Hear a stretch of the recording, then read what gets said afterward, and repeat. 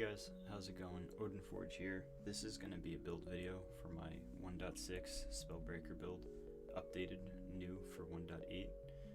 Stamina Nightblade, one hand, two hand, and now a stat build. So let's just jump right into our race and stats and character sheet. This is a stat food build, max health, max stamina blue, V15 food with the Serpent Mundus stone. Werewolf is optional. You can put it on your front or back bar for an extra bit of regen and to even use the ultimate. I don't, however. So this is a red guard Nightblade build. An alternative race for this could be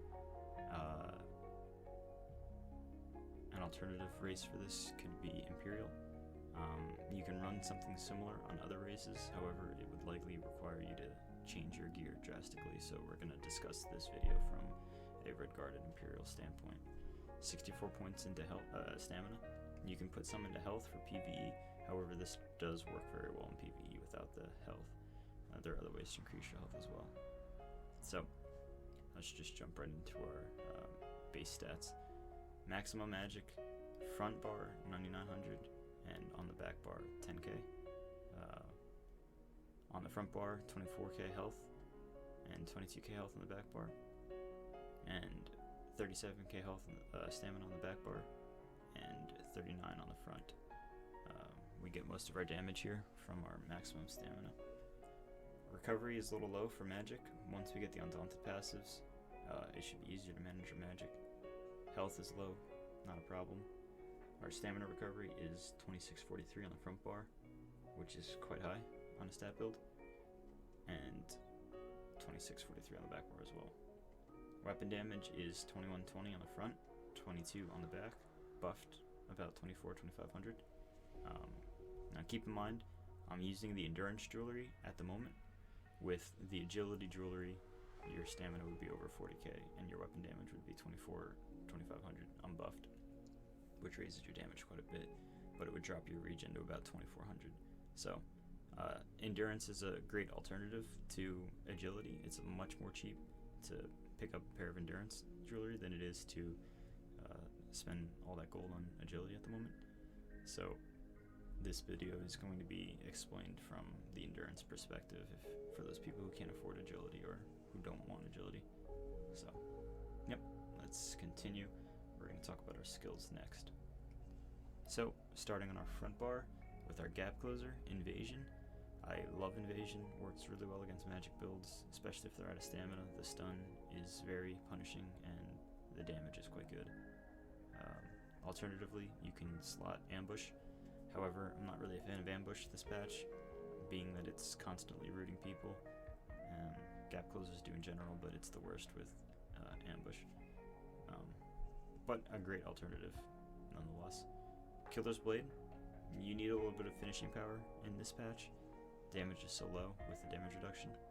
Alternatively, you can slot siphoning attacks for a bit of resource sustain. I do that in duels a lot. It works really well. Dark Cloak, bread and butter, Nightblade skill.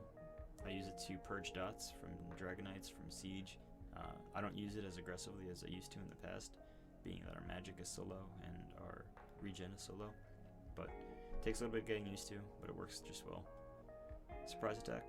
This is our bread and butter DPS. When it's buffed, it does about 9200 DPS, or tooltip damage rather.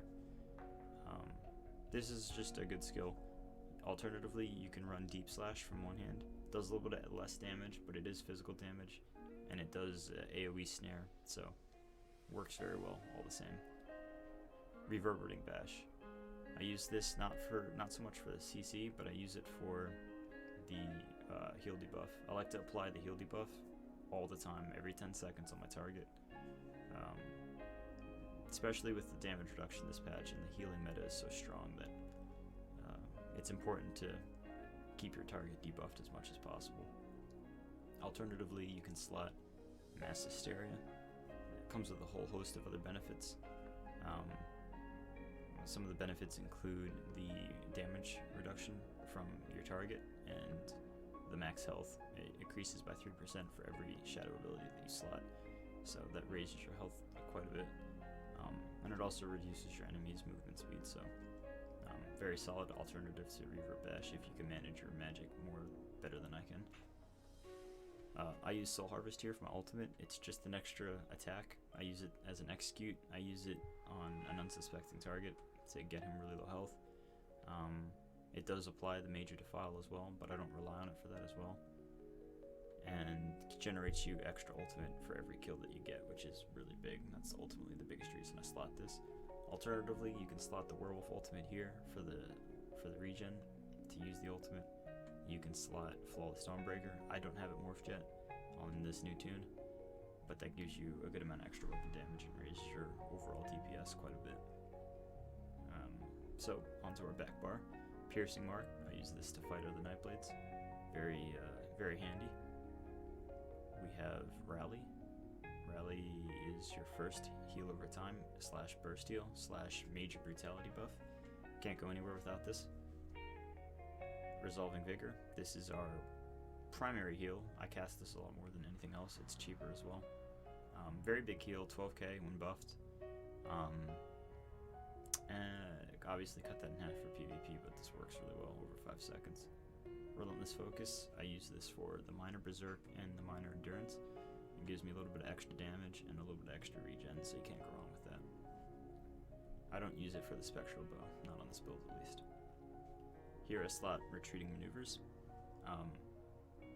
Alternatively, you can use Shuffle, which costs a hell of a lot less stamina, or you can use Double Take, which uses magic, which is ideal because you don't want to be wasting your stamina all the time. But with snares being as problematic as they are post 1.7, I need the best of both worlds. I need the movement speed and I need the snare immunity, so Retreat Maneuvers gives me that. Takes a little bit of while to practice and get used to running the skill, considering how much of a dump it is on stamina, but it works quite well.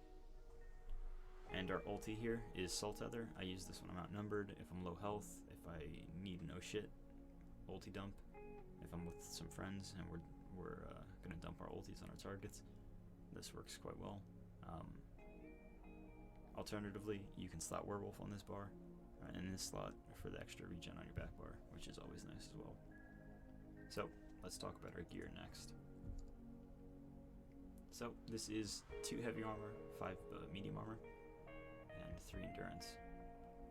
We're using 4-piece Merkulden, chest, and helmet, and on our weapons. The helmet is medium and the shoulder of Bloodspawn is heavy. I would like the shoulder to be medium and the helmet to be heavy, but I can't get the shoulder I need. And 4-piece Crusader. So I use Merkulden for the max stam, the stam recovery, and the weapon damage. All around a good set, infused on both the helm and the chest. And I use 4-piece Crusader for the max stam recovery, and max stam impin on all pieces except for the legs. For just a little bit of extra survivability. When I get my Undaunted passives, I'm going to make my legs impin, but so I can run 4-piece. But alternatively, you can also run Divines as well if you want a little bit more out of your Serpent Mundus stone. And I run Bloodspawn as my monster set. It just gives me a little bit extra regen, which is always nice. And this is Divines. I use Endurance Jewelry, 2-piece weapon damage and regen for the last enchant. It gives you an extra bit of health, which is always nice, especially on a tankier build, and a little bit of extra regen. Alternatively, you can use 3-piece Agility. I have this set here. 1-piece enchant for recovery, and the rest is weapon damage.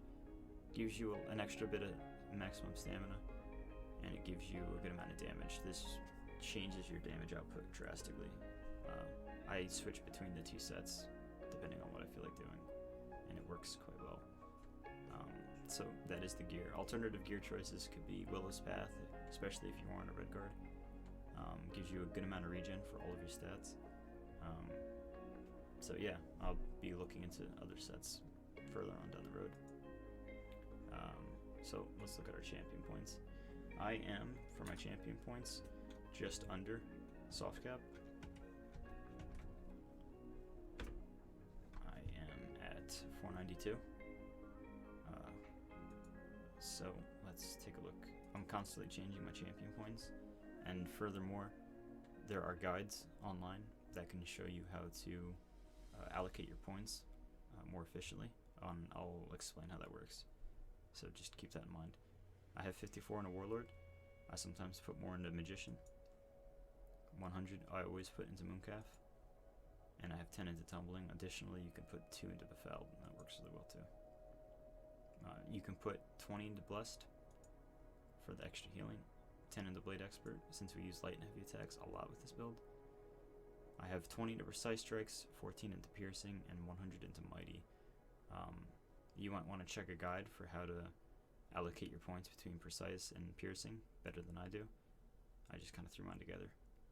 I have 40 into Block, but I sometimes take out of Block and put into Elemental Defender. I have 73 into Resistant, 48 into Hardy. Right now I'm running 0 in Elemental Defender. And I have 3 into Quick Recovery. Quick Recovery is always nice, but I won't be able to put as many points as I want into it. So that's that for my champion points. Guys, that's it for the build. If you have any questions about the build, feel free to just ask me in the comments. Reach out to me by mail or in-game at Odinforge. Thanks for watching and have a good day.